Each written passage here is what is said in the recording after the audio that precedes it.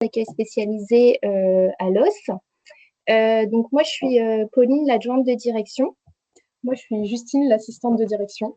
Moi, je suis Madame Senoussi, la cadre éducative et référente démarche qualité. Et moi, c'est Monsieur Olivier, je suis un aide-soignant au sein de la structure.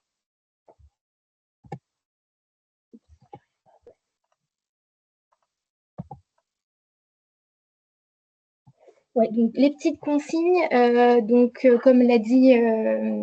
vous l'avez dit tout à l'heure, merci de couper vos micros.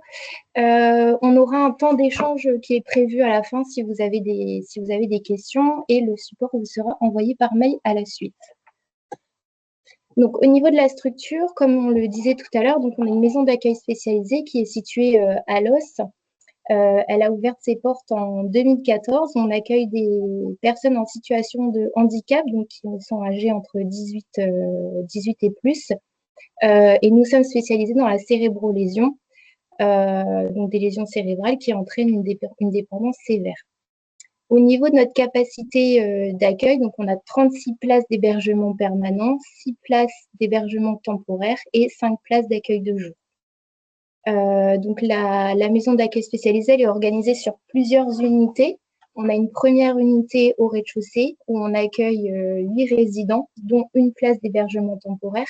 À l'heure actuelle, nos places d'hébergement temporaire, elles sont réparties sur les différentes unités.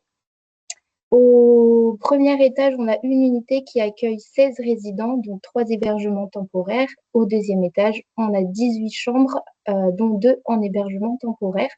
Et enfin, on a un accueil de jour donc, qui a une capacité d'accueil de 5 places et qui est ouvert donc, du lundi au vendredi. Je te laisse poursuivre. Du coup, par rapport à l'évaluation que du coup l'établissement a réalisée, on a eu à choisir l'organisme d'accréditation. Donc ici, ça a été l'organisme CATRAS qui a été choisi.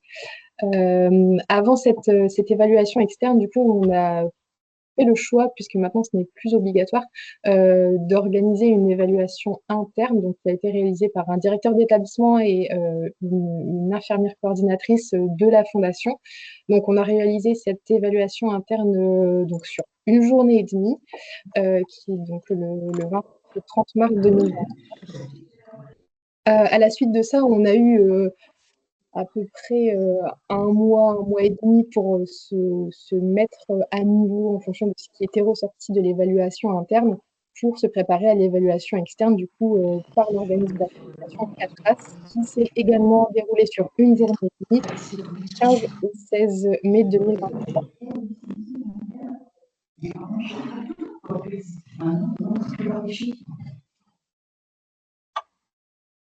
Donc voilà, on a fait... pour préparer ces évaluations, l'évaluation externe et avant l'évaluation interne, on a réalisé une auto-évaluation sous la forme du coup d'un gros fichier Excel qui balaye tous les critères du coup sur les 3 chapitres. Et donc cette auto-évaluation, elle a démarré bien avant l'évaluation, parce que ça prend du temps, donc au moins 6 mois avant l'évaluation externe. Et donc ensuite on a pu entre chaque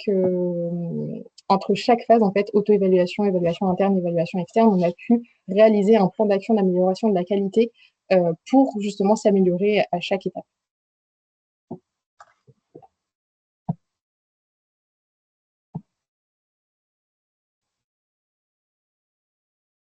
Tu veux poursuivre, Laura? Donc, du coup, pour la préparation de l'évaluation externe, on s'est basé sur le nouveau référentiel commun à tous les établissements sociaux et médico-sociaux.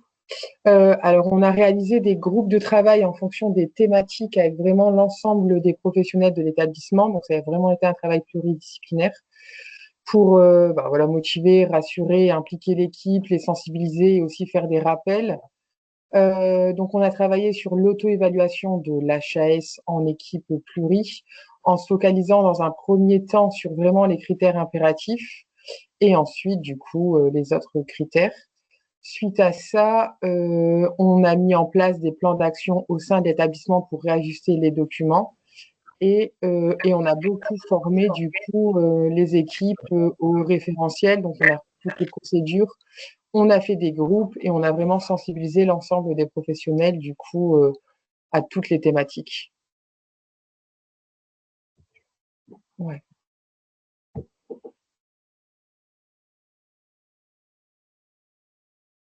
Le jour de l'évaluation, donc on a mis à disposition donc tous les documents qu'on avait en notre possession pour les évaluateurs, donc enfin, l'ensemble vraiment des documents, les procédures, les comptes rendus, nos fichiers. On avait en amont du coup mis nos documents sur une plateforme qui permettait comme ça aux évaluateurs de pouvoir du coup de pouvoir les consulter en amont, pour pouvoir nous interroger du coup le jour J.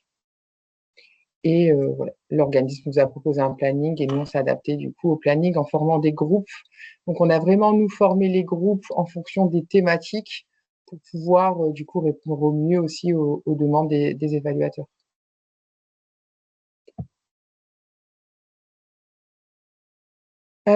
Donc lors de l'évaluation externe, du coup, les professionnels ont été rencontrés et ont été questionnés du coup par les deux évaluateurs, les résidents également en individuel, en chambre. Donc nous, en fonction aussi de la typologie des résidents qu'on accueille, les résidents étaient accompagnés d'un professionnel et les membres du CVS ont également du coup été interrogés.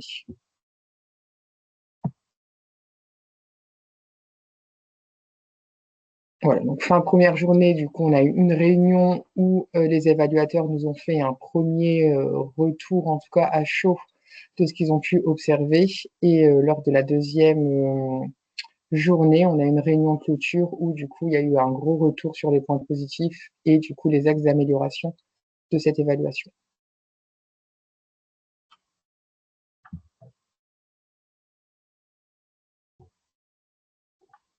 Donc, durant l'évaluation, on a vraiment eu ce retour des évaluateurs qui, du coup, étaient vraiment à l'écoute. On avait vraiment la sensation aussi, c'était le début du nouveau référentiel. Donc, de leur côté et de notre côté, il fallait se l'approprier. Et donc, de leur côté, c'était vraiment bienveillant, très pédagogue. Et donc, tout s'est bien passé. Ils ont vraiment valorisé le travail des équipes. Et par rapport aux professionnels, il y a vraiment une implication de tous. Il y avait vraiment la direction de l'établissement avec la direction, enfin, le directeur, les cadres et aussi l'administratif, adjoint de direction, assistante de direction. Et aussi la mobilisation de tous les professionnels de la masse, quelle que soit leur fonction, c'est-à-dire qu'il y avait aussi bien des aides-soignants que des professionnels paramédicaux, des agents cadres de vie qui ont pu participer. Et ça, de A à Z, en fait, ils ont vraiment pu participer à l'auto-évaluation jusqu'à la création des plans d'action, la remise en place et jusqu'à, entre guillemets, les félicitations à la fin de l'évaluation. Et on a vraiment eu de leur part une réactivité, un bon état d'esprit parce que vraiment, ils ont tous participé et voilà, ça a été un travail d'équipe. Et c'est aussi le cas pour les résidents et les membres du CVS qui se sont très bien impliqués, qui ont été fiers de pouvoir participer à cette évaluation, pouvoir dire de quelle manière ils vivaient au sein de la structure et voilà, comment ils étaient bien.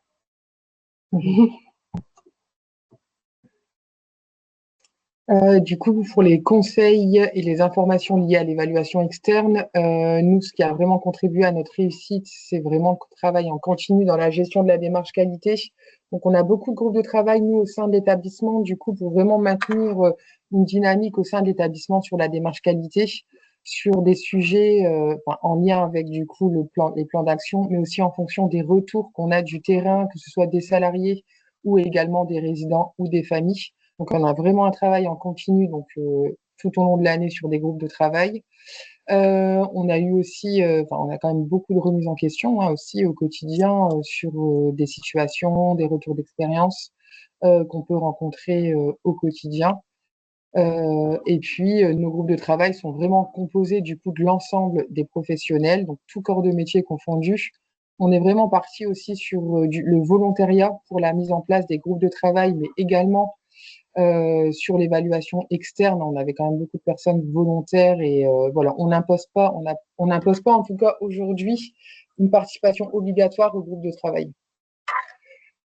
ce à quoi il faut être vigilant.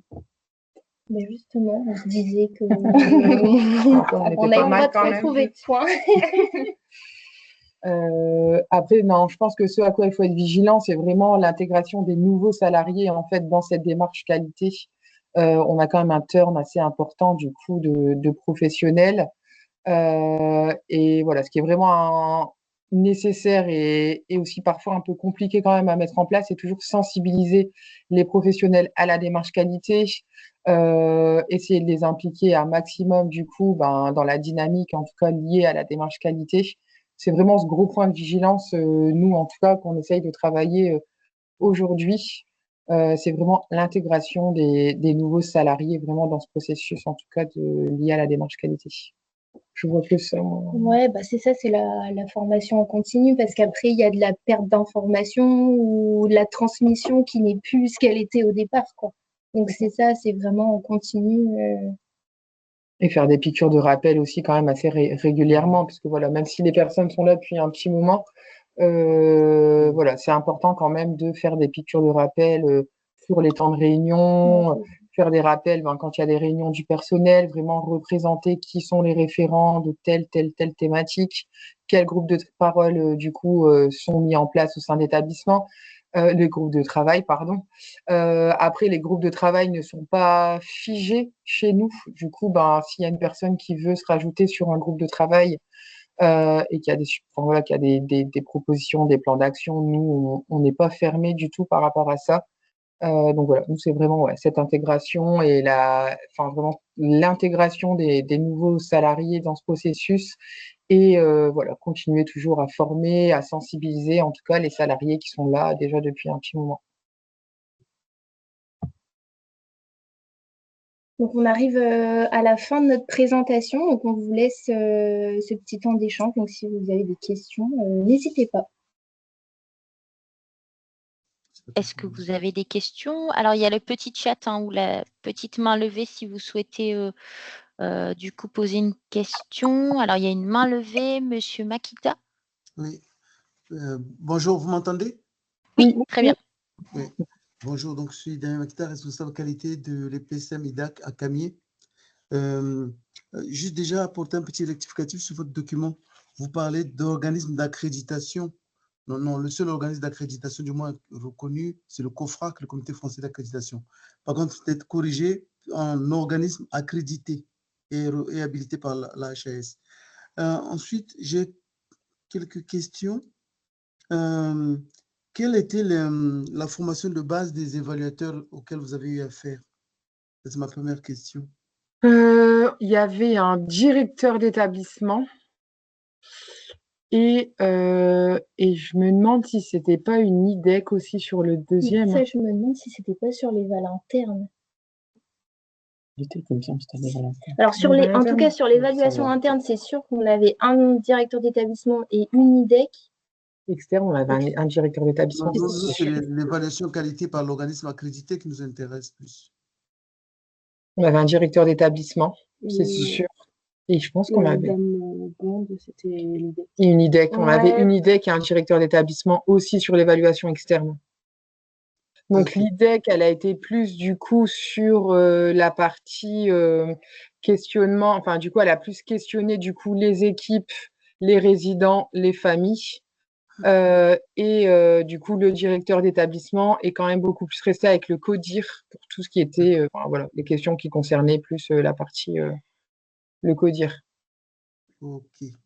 Ma deuxième question concerne le circuit du médicament. Comment ça s'est passé?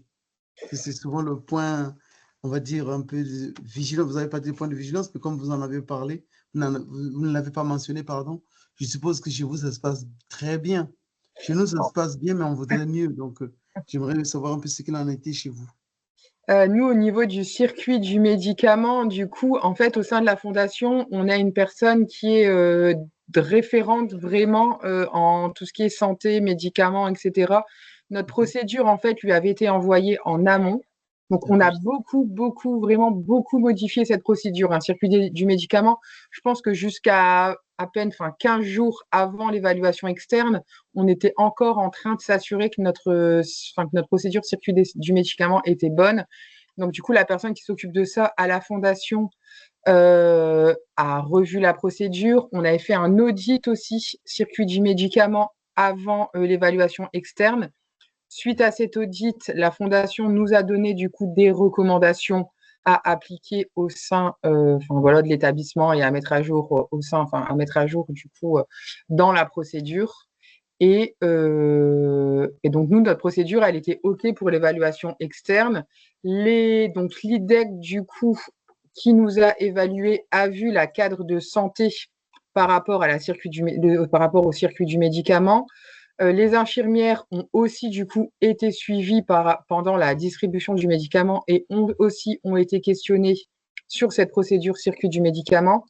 Nous, en CODIR, on a un médecin de rééducation du coup qui est présente et qui a aussi du coup été questionné sur cette partie circuit du médicament. Et les salariés ont aussi été questionnés, mais nous, on avait quand même bien travaillé avant avec les salariés sur cette procédure circuit du médicament en leur disant, voilà, il y a des choses que vous, du coup, vous pouvez maîtriser par rapport à cette procédure, mais pas tout. Donc, du coup, si l'évaluateur questionne sur des sujets qui ne vous concernent pas, il fallait en gros pas répondre. Enfin, voilà, il fallait leur dire que ça ne les concernait pas et que eux, leur champ d'action s'arrêtait du coup à un certain niveau. Et après, c'était plus au niveau de la délégation, l'administration, etc. du médicament. C'était plus géré par les infirmières et plus par la cadre de santé. Mais du coup, tout le monde a été interrogé par rapport au circuit du médicament. Mais nous, on avait vraiment bien travaillé cette procédure avec l'aide du coup de la personne qui gère ça au sein de la fondation. Puis-je me permettre une dernière question? Oui. S'il vous plaît. C'est peut-être pour rassurer davantage mes collègues cadres. Y a-t-il eu des questions de type que les professionnels soient en mesure de citer les certitudes de la loi du 2 janvier 2002 ou pas? Non, on n'a pas eu de questions sur ça. Non, on n'a pas du tout de questions sur ça. Vraiment pas. Après, nous, les équipes, moi, voilà, j'étais dans la partie, forcément, j'étais dans le CODIR. Ils nous ont questionné sur la procédure, sur les projets de vie, sur les outils de livret d'accueil, etc. Après, vous, les salariés, c'était vraiment sur du pur et dur, hein. Les salariés, c'était vraiment questionné sur c'était plus ça, hein, sur le pratico-pratique. Ouais, vraiment, on était vraiment que sur du pratico-pratique, hein. Vraiment. Après, moi, du coup, je suis je suis évaluateur interne. Bon, ma première évaluation aura lieu du coup la fin mars, donc ça sera une première. Moi, du coup, j'ai été formée aux évaluations internes. Avec la partie vraiment salarié et résident, on est vraiment que sur du pratico-pratique. Vraiment. Après, ils questionnent plus le CODIR et ils essayent aussi de comprendre si, en nous questionnant nous et en questionnant aussi les salariés, ils essaient aussi de mettre en lien la cohérence en fait qu'il peut y avoir entre les deux équipes. Vraiment une cohérence. Et nous, du coup, c'est vraiment ce qui est ressorti, c'est que tout ce que nous, en fait, on pouvait dire en CODIR, ça a toujours été confirmé par les équipes, en fait, sur le terrain. Ça a vraiment toujours été confirmé sur le terrain. Donc ça, c'est vraiment important, je pense, pour les établissements, c'est qu'il y ait quand même une cohésion entre le CODIR et les équipes. Et c'est pour ça que nous, quand on a formé, du coup, et sensibilisé les salariés sur les procédures, sur, du coup, les grilles, hein. Donc moi, j'avais repris, en fait, la grille, du coup, de l'HAS thématique par thématique. On a bien, à chaque fois, du coup, je questionnais les salariés en leur disant, vous, en tout cas, cette question-là, cette thématique, vous fait penser à quel document existant au sein de l'établissement. Et j'ai toujours insisté, en tout cas, moi, sur la phase de sensibilisation et de formation. J'ai toujours dit, et je pense que ça, c'est hyper important, c'est de dire aux salariés que quand ils ne savent pas, en fait, c'est plus important de dire à l'évaluateur, en gros, ils ne savent pas, mais ils savent où trouver l'information sur les procédures, dans les classeurs des procédures, plutôt que d'inventer, en fait. Parce que, ils vont commencer, en fait, nous, on va dire quelque chose en CODIR, dans la partie CODIR, les salariés, du coup, vont être questionnés et donc vont commencer à s'enfoncer dans un mensonge, entre guillemets, sans forcément maîtriser la chose. Et c'est ça, en fait, qui peut vraiment plus les mettre en difficulté et après rebondir sur l'équipe de direction en se disant, bah, c'est bizarre, vous, les salariés m'ont dit ça, vous nous avez dit ça, qui est-ce qui est vrai? Donc vraiment, bah, c'est vraiment ce que j'ai dit tout le long, mais vraiment du début à la fin, je leur ai toujours dit, si vous ne savez pas, en fait, ne répondez pas, mais utilisez toujours cette phrase, on ne sait pas, mais on sait où trouver l'information, on sait qu'il y a des procédures, on sait vers qui, du coup, quel membre, que ce soit de la direction ou même d'une autre équipe, quel membre se tourner pour répondre en tout cas à cette problématique. On a vraiment, ça c'est hyper, hyper, hyper important, en tout cas, que les salariés ont vraiment bien, bien, bien ça en tête. Merci. De rien. Merci beaucoup. Est-ce qu'il y a d'autres questions? Alors, je vois Madame Gallet. Oui, bonjour, Catherine Gallet, je suis ingénieure de qualité à l'EPSM Val-de-Lys-Artois. Et j'aurais deux questions, en fait, concernant justement ce retour d'expérience. La première, c'est sur le choix des accompagnés traceurs au niveau des profils. Combien d'accompagnés traceurs ont été choisis par les auditeurs et puis quels profils ont été justement identifiés par l'organisme? Alors, du coup, ce qui est pas mal sur cette évaluation-là, contrairement à l'ancienne, en tout cas, ce format-là, nous, on a trouvé ça quand même pas mal, c'est que là, on était vraiment en groupe. Donc, nous, comme on avait déjà eu le planning des évaluateurs avec les heures de passage en fonction des thématiques, on a pu, en fait, nous-mêmes positionner les salariés, en fait, qu'on voulait sur les thématiques. Alors qu'avant, on était plus sur de l'individuel. Moi, je me souviens, j'avais fait le premier format, j'avais été interrogée en tant qu'éducatrice. On était vraiment plus sur de l'individuel, en tout cas sur sur les questions. Là, on était en groupe, donc nous, on a essayé d'équilibrer un maximum. Et en fonction des thématiques, on a mis des professionnels qui étaient plus en phase en fait avec la thématique pour pouvoir répondre plus facilement.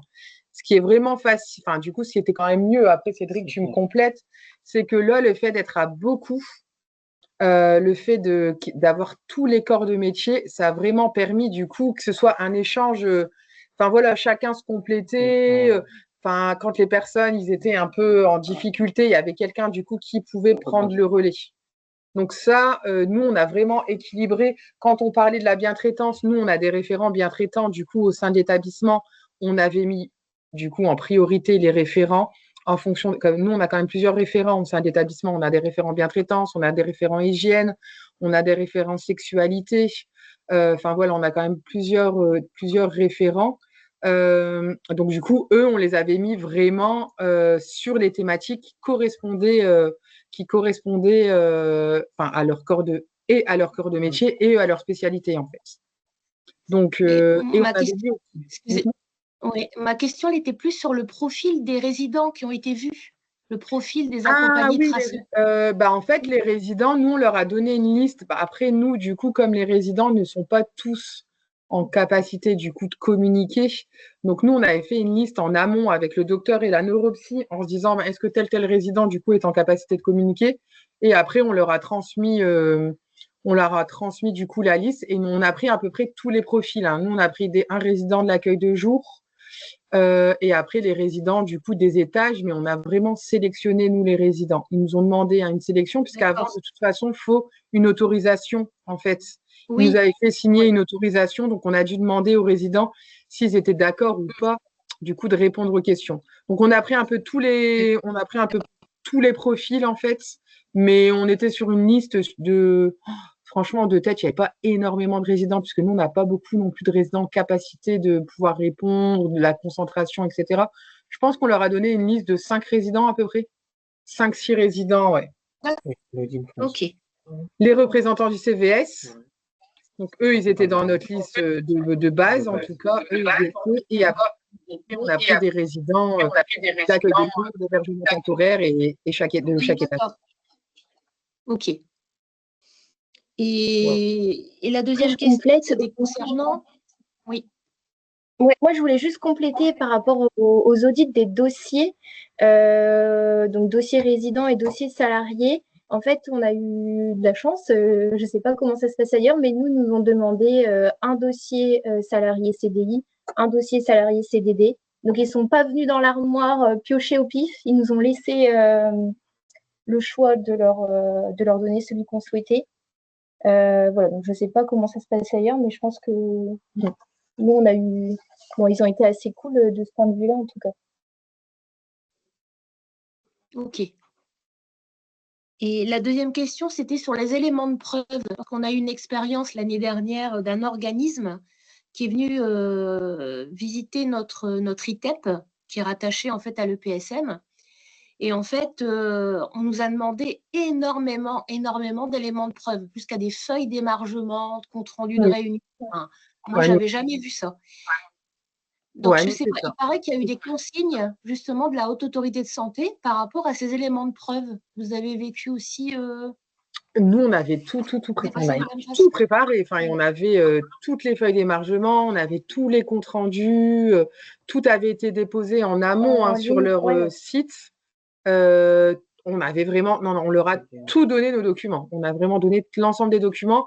Quand ils sont venus, du coup, on avait sorti tous les classeurs version papier, que ce soit les comptes rendus, que ce soit les procédures, tout était et en version papier à disposition. Donc, enfin, on en avait vraiment énorme. Enfin, c'était énorme. Et du coup, transmis en amont via la plateforme pour que eux ils puissent du coup les consulter avant s'ils avaient des questions. Mais ouais, non, jusqu'aux feuilles d'émargement. Ça a été... Après, ils les ont pas forcément regardés, consultés sur place. Vite fait, ils ont quand même regardé les comptes rendus pour faire lien. Enfin voilà, si on parlait peut-être d'un sujet qui avait été abordé, on leur avait dit, ben voilà, on en a parlé en réunion pluridisciplinaire. Ils ont quand même regardé pour s'assurer que, enfin voilà, qu'il y a quand même des pluris, qu'il y a quand même des sujets qui sont abordés en lien avec les problématiques du terrain. Mais ouais. Nous, on avait rechecké tous nos documents, on avait tout remis à jour, on avait tout réimprimé, et on avait remis à jour tous nos classeurs, tous nos affichages aussi au sein de l'établissement. Oui. En gros, il y a amont à faire sur tout ce qui est papier, documents. C'est le plus gros. Nous, ça a été vraiment le plus gros travail. Enfin, vraiment cette partie, parce que c'est vrai, après, on passe les vals, après, on passe à autre chose, et forcément, on a d'autres complications, mais quand les vals revient, et que voilà, ça s'était quand même accumulé depuis quand même un certain temps. Hein. Notre première éval, elle avait eu lieu à l'ouverture, presque à l'ouverture de l'établissement, donc ça, ouais, c'était quand même un gros travail, même pour les procédures, les mises à jour de procédures, etc. Enfin, ça, il faut vraiment s'y prendre à l'avance. Nous, on avait tout rechecké, on avait tout relu, on avait tout relu avec les salariés, on avait dû tout refaire émarger par les salariés. Donc, ouais, ça, c'était vraiment une grosse partie du travail. Et en fait, on n'avait pas pu former et sensibiliser les salariés avant d'avoir mis à jour, du coup, tous les documents, toutes les procédures. Ok, merci. Donc, quand même, un gros travail de préparation, du coup, en amont. Énorme, ouais. Énorme. Parce qu'après, on avait aussi réadapté les documents en fonction en fonction de la grille, en se disant est-ce que nos documents sont bien adaptés. On avait revu un peu, nous, l'agencement au niveau de tout ce qui était transmission d'informations, que ce soit aux familles, que ce soit aux résidents. On avait vraiment tout revu, nos panneaux d'affichage également. On avait tout revu sur les étages, les transmissions. Enfin, voilà, comment on communiquait en fait avec les salariés et avec les résidents. On avait tout mis à jour. Et c'est ce qui nous avait pris le plus de temps. Ouais, je me doute que c'est vraiment un gros travail de préparation en amont. Après, c'est pour mieux appréhender aussi l'arrivée, la venue des évaluateurs le jour J, quoi. Ça permet aux professionnels et aux résidents d'être prêts, entre guillemets. C'est ça. Et puis le fait d'avoir préparé tout en amont, moi quand je formais du coup et je sensibilisais les salariés, je savais leur dire ça c'est là, vous pourrez leur dire que c'est là. Enfin voilà, comme ça, c'était des choses aussi qu'ils voyaient aussi en direct, donc c'était aussi beaucoup plus cohérent pour les salariés. D'accord. Est-ce qu'il y a d'autres questions?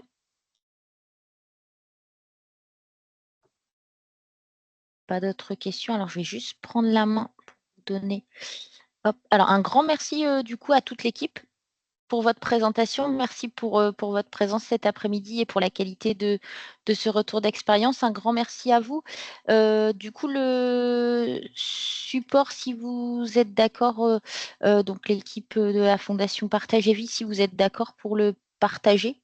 à l'ensemble des participants et il y a également un replay qui sera du coup disponible. Oui, il n'y a pas de souci. Merci beaucoup en tout cas. Et juste avant de vous quitter, je vous rappelle donc les prochaines dates pour le premier semestre. On a déjà eu des retours d'expérience du coup d'EHPAD de la région. On a les retours d'expérience des visites d'évaluation des EHPAD du CH de Hirson et Le Nouvio qui auront lieu le 11 mars, donc à 14 h en visioconférence. Et ensuite, on a le retour d'expérience de la visite d'évaluation de l'IEM d'Abadi de Villeneuve-d'Ascq le 3 juin à 14 h, toujours en visioconférence. Si vous souhaitez vous y inscrire, je pense que normalement, vous avez eu l'info par mail. Il y a le formulaire Forms. J'avais envoyé ça par mail. Sinon, vous me faites un petit mail et je vous envoie toutes les infos. Et donc, j'essaye de vous envoyer du coup cet après-midi le replay et le PowerPoint. En tout cas, un grand merci pour ce retour d'expérience. Un grand merci pour votre présence et puis bel après-midi. Merci à vous. Merci. Merci. Merci beaucoup.